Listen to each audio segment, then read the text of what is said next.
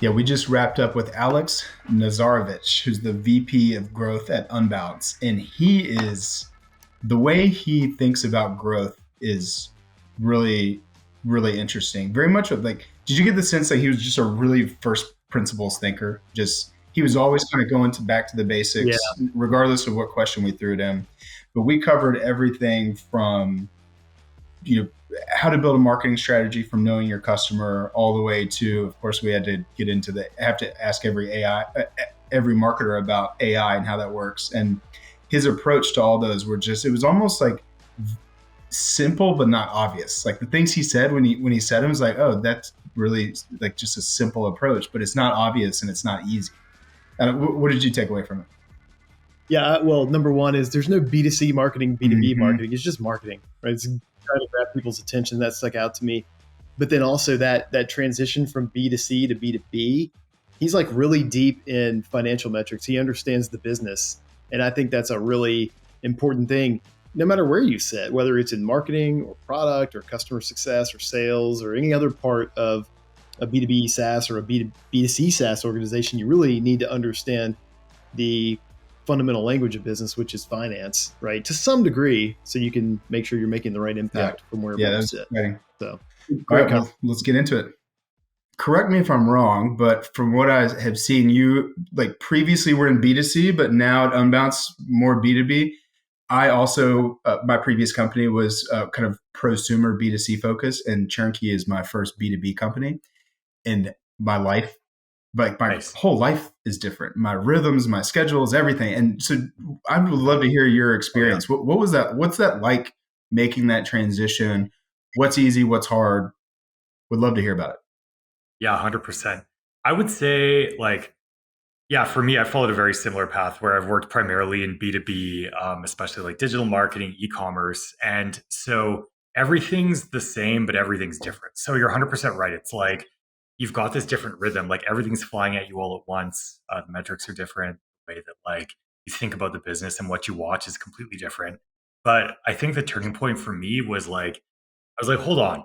There's not really B2C marketing and B2B marketing. There's just marketing. Like whether I'm selling you suits or whether I'm selling you software, like I'm kind of just selling you an ideal version of yourself. And when I started thinking about it like that, it felt a little more manageable. And I was like, all right, I kind of feel like I'm hitting my stride. Like previously, I was our VP of growth at Indochino. So selling made to measure menswear. And selling people like an ideal version of themselves. Like, yeah, you're putting on a suit as a realtor, as an accountant. Like to go to a wedding, but you look like this well dressed, cosmopolitan kind of action hero, right? And selling software, you'd think wouldn't be as maybe sexy as that, but it kind of is. Like we are selling to people like be the best version of a digital marketer that you can be. Like inside of you, there's this marketing expert. So we're not giving you landing pages. That's boring. We're giving you the tools to crush your goals, to look like a rock star, like otherwise like kill it at your job. And when I start thinking of it that way, that's sort of Yeah, like the I turning love that. How do you keep? So I think a lot of marketers and salespeople in the software world, we have a hard time not selling buttons and features. We always want to point at, look at this cool thing my software can do. How do you do this? How do you keep yourself from doing that? And how do you remind, and especially disseminating that down to your teams, how do you keep them selling the ideal version of the person's future? How do you keep doing that and not lose that as a foundation? Yeah, it's easy to get sucked into. I would say this is something that we're constantly mindful of. And it's if you are marketing without a solid framework of a brand, like who you are, who you're talking to, and who you stand for, I think you're doomed to get swallowed into it. Um, and it's easy when you launch a new feature to be really excited. And it's like, we've got this, but like that's not really what you're selling. Customers get bombarded by info and like, you open up LinkedIn and there's B2B ads everywhere. And as often as not, they're selling you their, as you said, your new button, your new feature, like, and I think to me, it's like you almost have to jump past that because the ad itself, it isn't gonna. You've got to be aware of where the customer's at in their journey. The ad itself is not going to sell them on your solution. I'm not going to just whip out my credit card and pay $100,000 a month, whatever, for a solution without understanding how it fits and what problem it's solving for me. So I try and keep mindful of like, what is our overall mission? Like at Unbounce, we're here to help marketers grow smarter. And it's like, you want we want you to grow your business smarter, but we also want you to grow smarter, like as a marketer yourself.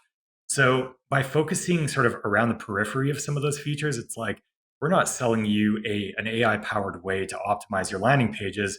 We're selling you a way to optimize without thinking about it, to like continue to ratchet up your conversion rate, like to hit those goals that are getting harder every year to hit. And focusing on that, I feel like has helped us get to the core of what people like, and what people are trying to solve.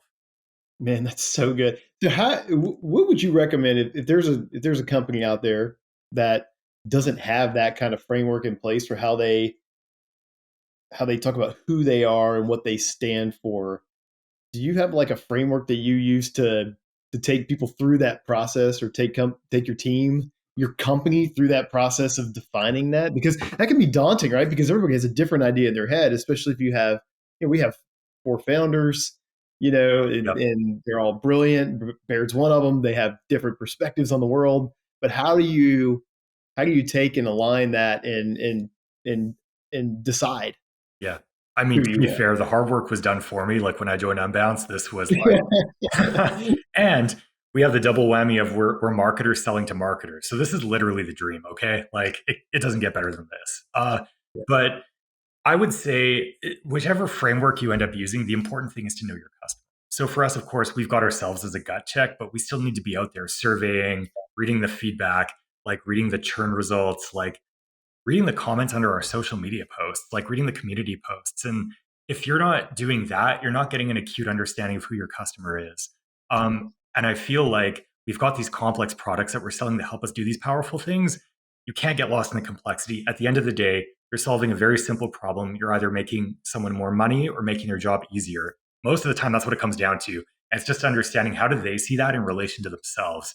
And I guess that's without getting into details at a high level how that framework applies. I know you all have a wide range of different types of customers.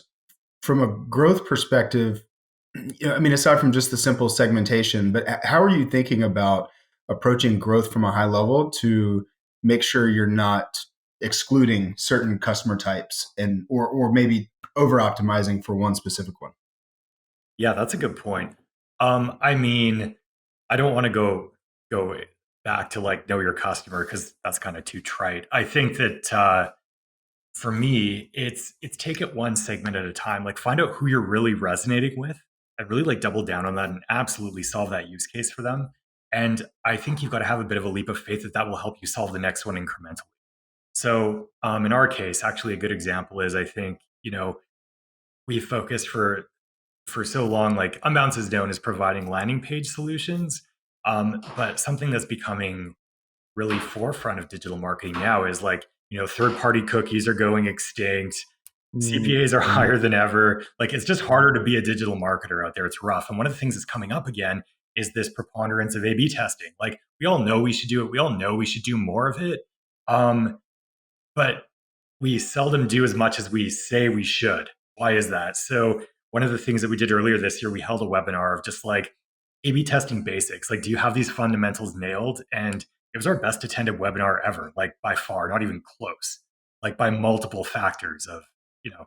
So well, I would say starting with, okay, you've got your, like in our case, say digital marketers um, as a broad group that we're targeting, but then understanding use case by use case, like what are you doing and what should you be doing more of, and just kind of like ratcheting it up from there.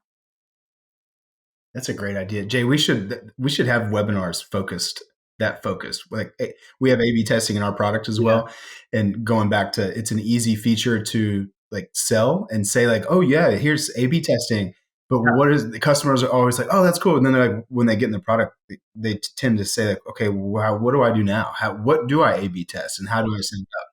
Yeah. How do I set this up? Yeah, so that, Yeah, literally, like it's easy. Like you want all these features, especially as a marketer. Like it's shiny, it's new. I'm going to do all this, and you get in there and you're not using it. And I just find like breaking it down super simply and super explicitly. If you do this, your conversion rates will go up.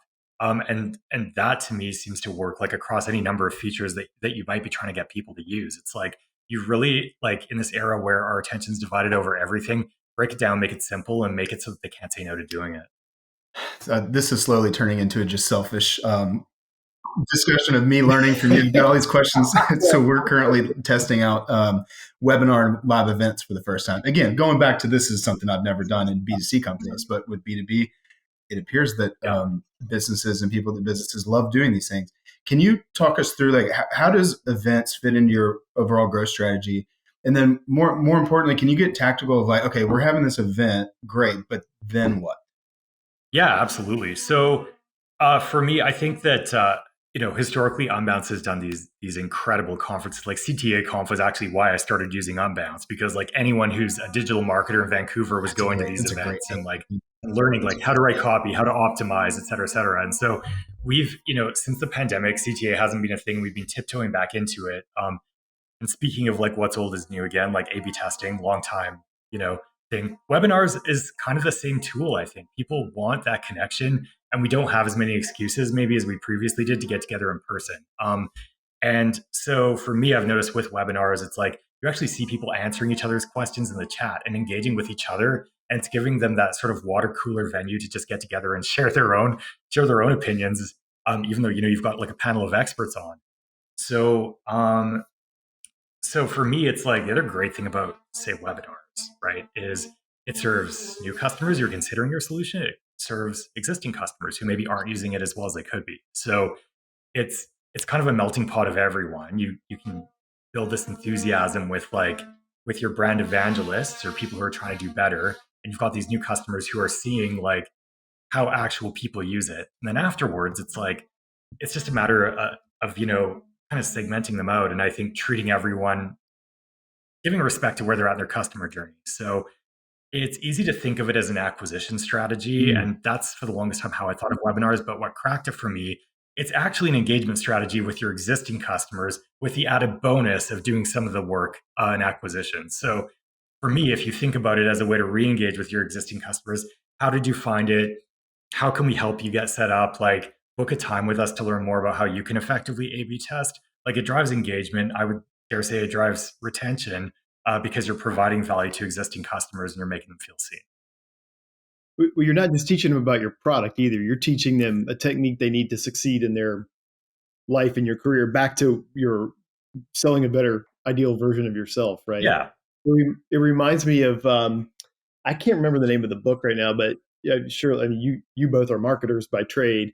David Ogilvy on advertising said, advertisers, you're not advertising to a standing army, you're advertising to a moving parade. So it may be old news to you. You might not like that tagline anymore. You might think A/B testing is a played out concept, but guess what? There are millions of people that graduated from college this year that have never actually done that hands-on in a real world career scenario, and they need to know how to do it. And you could be the company that basically educates them on how to do that. Yeah, exactly. It's not new to us. Oh man, like as marketers, we fall into this all the time. Just because it's not new to us doesn't mean it's not new to other people or not relevant to other people. We may be sick of A/B testing, but it's as you said, brand new to a whole new cohort of marketers coming up. So let's make sure we're sharing that info. Yeah, nothing drives me more crazy than seeing a CMO who just walks in the door and is like, I've got to put my mark on this thing. I've got to redo the website. I got to come up with a new tagline. Let's rebrand. And, then we're going to go. It's like, no, like, let's go with what we've got and then adjust as we go. Right. I mean, there's some situations where you need to rebrand. I'm sure that's like, there's plenty of those, but more often than not, you're wasting time. Valuable time. Alex, what's your, switching gears a little bit, do you have a North Star on the growth team? Is there one metric you all are chasing? I guess maybe in other ways, how do you all define success? How do you track? How does that work? That's an interesting one. So, oh man, I don't know if we have time to go through all that, but as far as a North Star goes, like, okay, I'm going to start with my philosophy here on like what the marketing team, what the growth team is here to do. And really what we're here to do is to like, we're here to like step on the gas when the business needs it and to grow profitably when the business needs it. There's no 0% interest rate environment is over. Growth at all costs is dead until the next, until sometime in the future, if we ever get that level of cash floating around the market back. So to me, it's hard to pick one metric that makes sense at one point. Something that I found works really well is what we call the LTV to CAC ratio. And that's a really high level one. You can't run your team with it, but it gives you, it's like kind of the perfect tool to kick off those discussions. And I like it because it gives you a way to drill down into what your team is doing, but also encapsulate what they've done to shift the business and translate it to other teams like finance, operations, sales, and kind of kick the discussion off. Can you explain that concept to the non-marketers listening? Yeah. Yeah, it's such a mouthful. So it's basically just a ratio of your customer lifetime value, your LTV, to your customer acquisition cost, your CAC.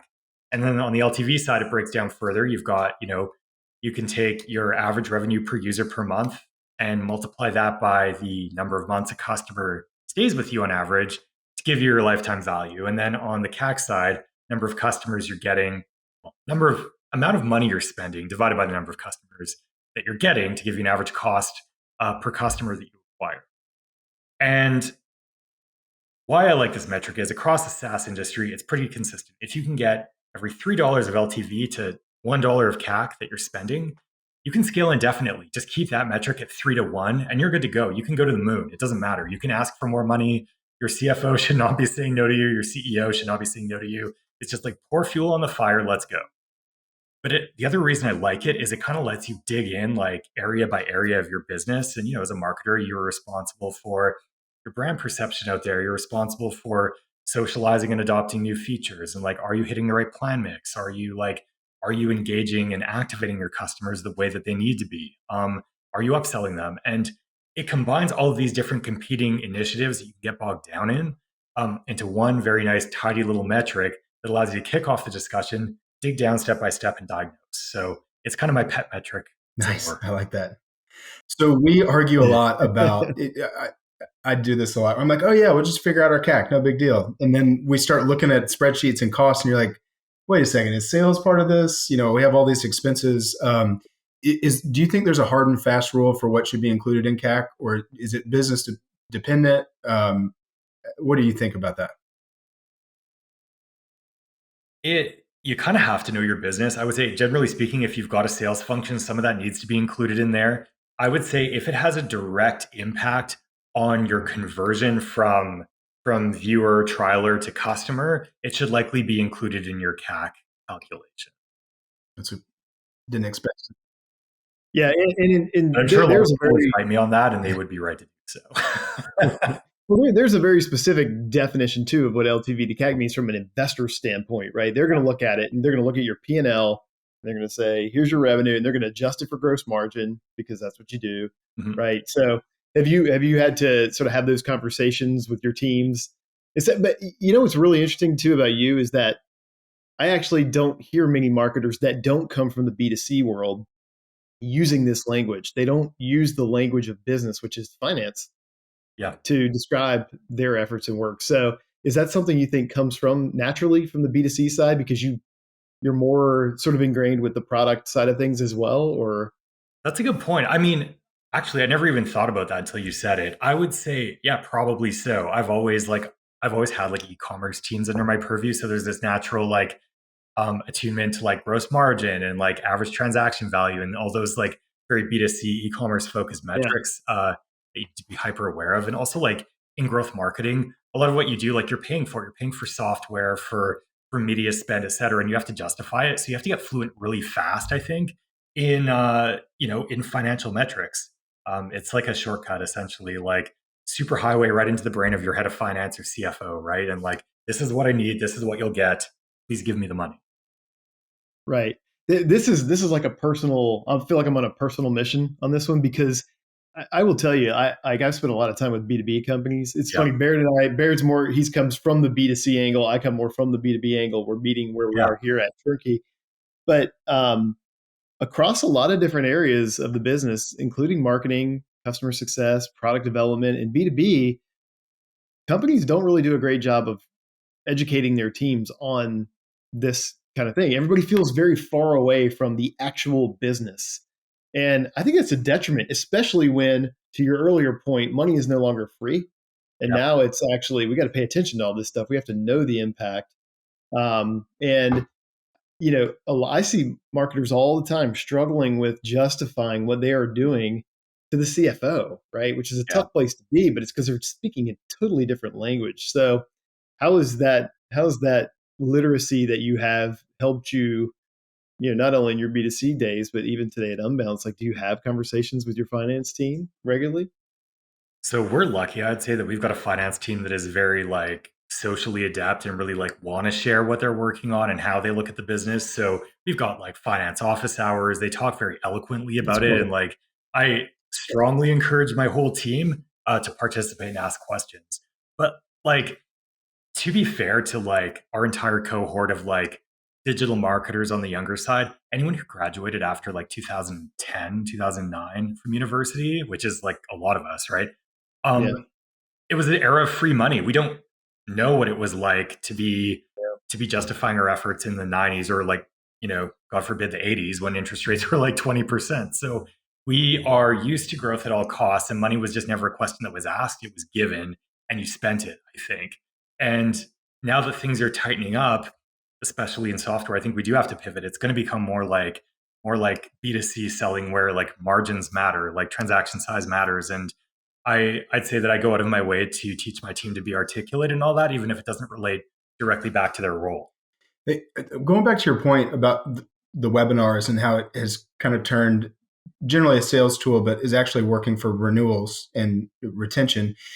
Just curious, is like as the VP of growth, are you being pulled into like renewal, like marketing towards existing customers for expansion and renewal? Is that part of what, or is that just kind of a byproduct of what you all do? It's a bit of both. I mean, the way I look at it, I mean, the other thing I think that is really different in B2B versus in B2C is that the configuration of the marketing teams and which teams report into whom and so on and so forth is a lot more fluid. There's so many more Mhm. roles. There's someone to do everything. But that means that the team is always in a bit of a state of flux. So the way that I maybe work my way around that is I try to look at the whole funnel end to end. Um, I could drive a ton of customers who try our product, but if not very many of them are converting to paying customers, or if they convert and then they all churn, I've just shot myself in the foot. I just Right. promised I was going to spend all this money, get all this result. My LTV to CAC ratio is going to stay in this harmonious 3-to-1 range. And if they all churn off, it's going to drop and I'm going to get questions. So the way I look at it is until the customer's gone all the way down the funnel and they're part of like our core customer base, my job is not really done. Yeah, that makes a lot of sense. Well, we're 21 minutes in and we haven't said the word AI, so I think it's like time to introduce it. But and I bring this up because so I was doing sales for the last year and a half, and now transitioning to marketing here at Churnkey, which is B2B software. And so I've actually been out of marketing for a year, and just this week jumping back into it, and it is different. Like I don't want to throw a bunch of buzzwords out, but it does feel like things are changing rapidly. What advice would you give to somebody that's getting started in marketing growth today? That if they're starting fresh, what have you learned? Man, that's a great question. The field changes so much. It's hard to pin down like even a few years ago, the tools, the tips I'd recommend like are all different. Although I'd say like overall the advice is still the same. If you were just getting into growth marketing, you need to be comfortable with a wide variety of tools and techniques. So seek out people who have experience in paid search or seek out people who are search engine optimization specialists. Like look channel by channel and see who you can learn from and try and synthesize that into kind of a unified theory of like, how would you grow a business? There's no one magic bullet. So it's more like building your arsenal as wide as possible and understanding the correct tools to deploy. And I realize that didn't touch on AI, but I can, Mm. I would say that AI intersects differently with different disciplines in marketing. I would say, again, like for me, I see it more as a tool right now, not as something that you should be using to help you do the hard work, which is who are you targeting? What are you saying to them? What is your positioning versus your competitors versus what else is out there? And how do you go about that? There's often no one right answer to that. Only you know that. That's got to be your brand. But then within that, like writing the emails and the content, like coming up with a framework on how you might structure a campaign. These are all things that you can use AI to help you write a first draft on. And then you can put into place your expertise as a copywriter, as a campaign manager, as a general digital marketer to put those finishing touches on it. Yeah, I think that's also hopeful, should be hopeful to digital marketers out there that, I think the AI market tells us that everything's changing, everybody's going to lose their jobs and all these things are happening, when in reality that's the way you put it was perfect. Like, this is a tool that you put into your tool belt. This is not replacing the tool belt itself. So, okay, so I'm selfishly jumping around a lot here, but we are currently in our first OKR planning session. So all about OKRs and frameworks. How does that work at Unbounce? And what is your team? What's your role and your team's role in kind of designing those? Yeah, so I would say, we're a big fan of the scaling up methodology, which I think is based on, the Rockefeller habits, which I, again, probably don't want to get into all the detail there, but there's some really good books out there on that. And something I like about it is it gives you like a universal set of priorities across the company. So we've got these big quarterly priorities that we decide we're going to tackle as a group. And frankly, this is one of the best opportunities we have to come together as team leaders. But then it also empowers us to go and talk to people on other teams that we might not always talk to, or like bring together groups of people that are in pursuit of a common goal and find ways to work together. So say our goal was to increase the volume of people trialing our product. We would then come up with, as a group, again, across marketing, across sales and CS, across operations, what are the actions that we can put in place that will accomplish this most efficiently? Who's involved? And what other dependencies are there among different teams, and like which team owns it? So I find that like when you're coming up with your OKRs, it's like there's got to be one person that owns it, but that doesn't mean that they do it themselves. It's got to be the whole organization's bought into it. I think the best OKRs they're naturally cross-functional. If you have an OKR that is, or whatever it is, right? What was the name of the methodology you said again? Oh, scaling up? Scaling up. Okay. Yeah. That's actually one I've not heard of. Yep. But like if you're writing down a goal and it's just a departmental level thing, then it might not even be that impactful, right? At the end of the day, to the business overall, because there's nothing that happens in these B2B businesses that isn't interconnected with other parts. The only reason we have departments is because we have to organize people some way, right? Right. But it's really sort of the antithesis of what we're trying to achieve, which is to make it all blend together and work for the customer and for the business itself. So departments are a necessary evil in my mind. That's a good point. If you ever got like a key result that is just isolated to one department, it almost feels superfluous. It's like, this is something that we're just doing because this is the right thing to do for the marketing team. We don't even need to bring like quarterly planning into it. We should do it. So do it. That's a good point. Yeah. Yeah. Going back to something else you said a couple of minutes ago too, and I think it gets back to this as well. Everybody wants to scale things. Everybody wants their work to be easy and to be able to get it done faster. But there's this balance between effectiveness and efficiency. And when you were talking about, so I'm sort of sorry, I hope I'm not rewinding us too far, but taking us back to this AI conversation a little bit, it triggered for me this idea that, you should be doing things with your own hands still to figure out what works, because AI actually isn't going to tell you that. It's sort of regurgitating what has already happened in the world, right? Which may give you some good ideas to start with, and you should certainly use that as an accelerant. But how do you think about, and how does your team think about finding something that's effective and then using your methodology, scaling it up from there? Do y'all have those conversations at Unbounce? Totally. Like, if anything, I feel like this is what we're trying to get out there into the universe. AI is a tool that you need to harness. Yeah. AI should not be in the driver's seat. And you can't be depending on it to do the job that you were hired to do. Like, it's not coming to replace anyone right now. It is. I think I lost the train of your original question, but it's Sorry, like, it's too long. yeah. But yeah, I think it's really about effectiveness versus efficiency, right? And AI is a tool to help you.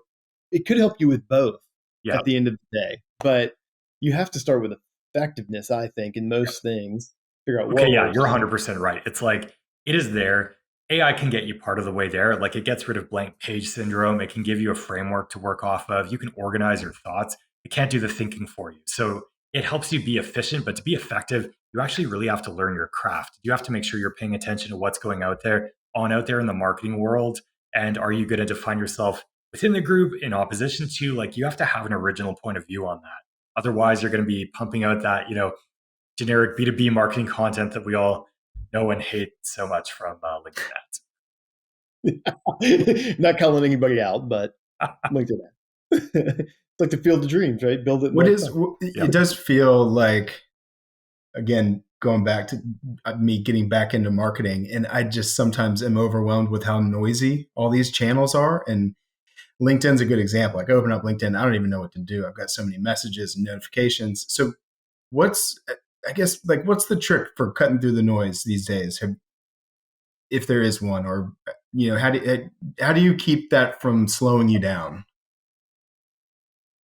Yeah, it shifts around so much. I would say, the cop-out answer is you have to be doing something that everyone else is not doing. And of course, what that translates into is you do something, you have a breakthrough, everyone else follows you, or we follow someone else who's done it. And then the goalposts shift and the cycle repeats itself. So right now I feel like, I don't know, I went from barely being aware of Substack to being subscribed to 8 different Substacks by revenue architects, conversion rate optimization experts. I would say I've got a whole bookmark folder of ebooks and various artifacts I've downloaded. I think generally speaking though, let me think. Ebooks kind of had their moment, and I would say now things are shifting more towards, it's less about the writing and the thought leadership in it as much as it is, here are some practical things you can deploy right away, like frameworks, examples. Case studies are even too complicated. I would say it's things that you as a leader can deploy right away this week with your team. I feel like that cuts through the noise. It's immediate, it's useful, and frankly, it's harder than ever being a digital marketer this year. So that's what you're looking for. I'm looking for quick wins. I'm looking for things to polish off who I am and just elevate my marketing. So anyone who's doing that is going to break through the clutter. Can you give some examples of that? I think I'm really interested in the examples, or give me an example of the examples that you're giving. Yeah, for sure. So, for example, we at some point last year, we tried running an ebook around, I don't even remember what the theme was, but it didn't perform the way that we expected it to. And we're wringing our hands. We're no, this is great. It looks beautiful. The content's fantastic. It's it's got a definitive point of view. It's so good. What's wrong? I don't understand. This worked last year, right? And then revisiting it, we're looking out there, and it's everywhere is inundated with these ebooks. There's state of this, state of that, what 5 trends to watch for. And it's it's a lot of very high level directional kind of strategic advice that doesn't translate into anything, especially in Q1, Q2 when rubber hits the road. So we revamped our approach, and now we're running, for example, we're coming out with, we're actually going to be releasing a framework on how you would build an A/B testing schedule, for example, and other things like that, you can download it in PDF form or an Excel form, and you can just upload it and start using it as a team. So sharing some of again, it's easy because we're marketers marketing to marketers, but it's about sharing tips of the trade. Whoever you're marketing to, what do they use in their day-to-day? Can you get in their inbox? Can you get in their Google Drive even better? And can you intercept into their, into the processes, their day-to-day? And if you can do that, you're going to stick in their mind as well. And even if what you've shared with them is not directly related, because let's be honest, our A/B testing calendar is not directly related to landing pages and A/B testing, although it kind of is.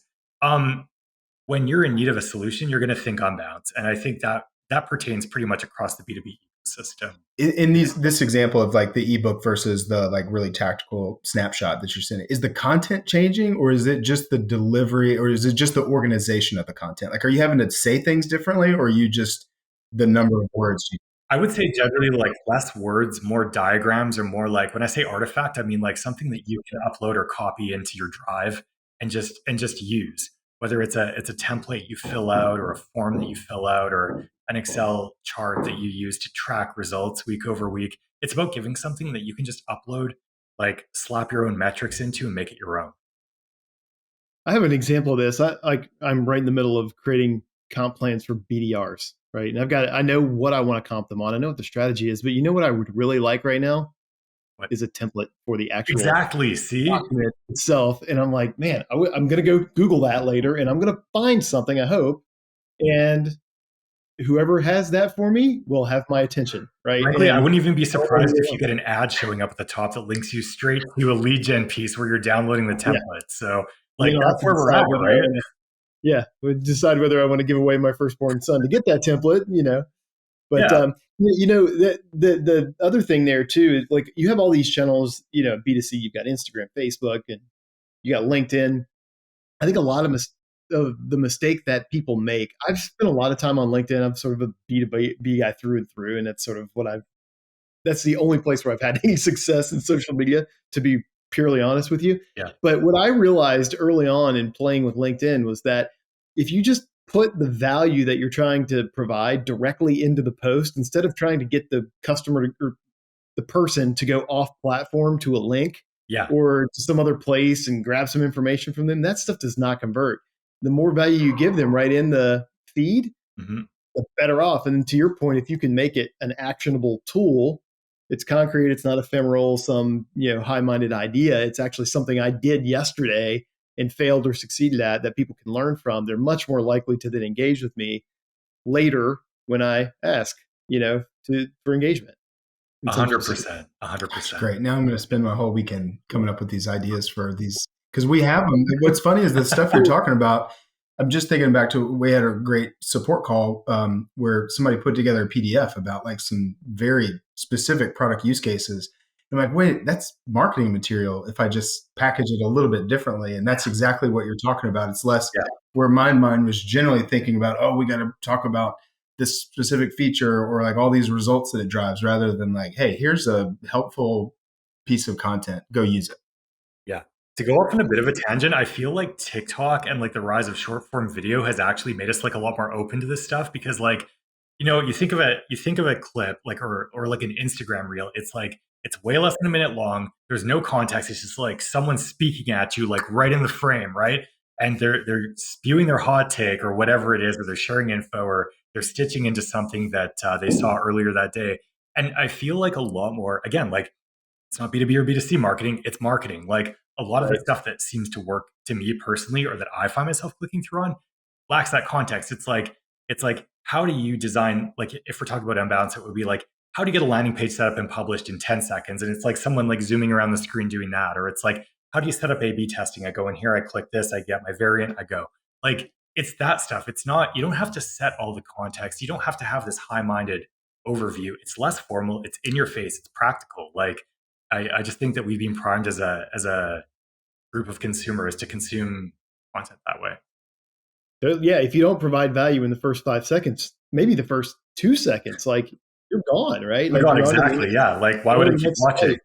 You got 5 seconds. All right, I got a quiz for you guys.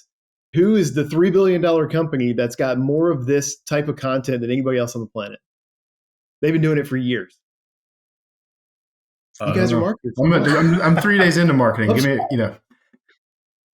No, HubSpot. Yeah. I mean, HubSpot has been doing this for a long time. I listen to the Marketing Against the Grain podcast all the time. I am not a marketer by trade. I'm a wannabe marketer, to be very clear. But I love it because it's all about, I mean, they just dump knowledge. But they talk about this all the time, the things that they did in the early days to give a tool, give a template, like create something that somebody can come and use. And I mean, I'm sure you probably wouldn't attribute all of their success to their marketing strategy, but certainly you combine a great marketing strategy with a great product, with a great sales team, a good culture, and you're going to win, right? Yeah. So it's pretty cool to watch how they've leveraged that. All right. You got any other thoughts there, Baird, on your end? We don't have to keep this in or not, but just curious, what's your hot take on where marketing is going in the future?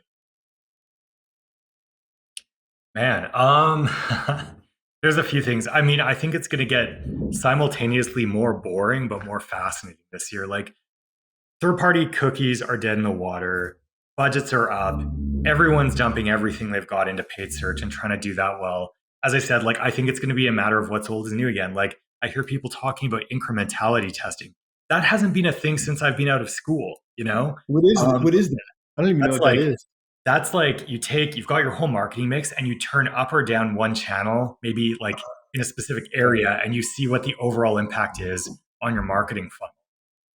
And this is where people are going to some degree. And I think, again, like A/B testing, I've never seen so much interest in this. It's such a basic thing. It's one of those things, it's like brushing your teeth. Oh, yeah. We all do it, but we should all do it more. And suddenly it's this big hot topic again. Like it would be like a TikTok influencer rediscovering like a revolutionary way to clean your teeth. It's like, it's that level of like, there's all these old, once stodgy marketing tactics that we thought we heard the end of in 2019 are all back with a vengeance. That's interesting. Yeah. Love it. That's my hot That's take. great. Hey, Alex, if people want to find you, where can they connect with you? You should connect with me on LinkedIn. I'm also more than follow me on LinkedIn. Smash the subscribe button. Very cool. Awesome. Well, we appreciate you doing this, man. It's a lot of fun, and we'll have to do it again sometime for sure. Keep tabs on you.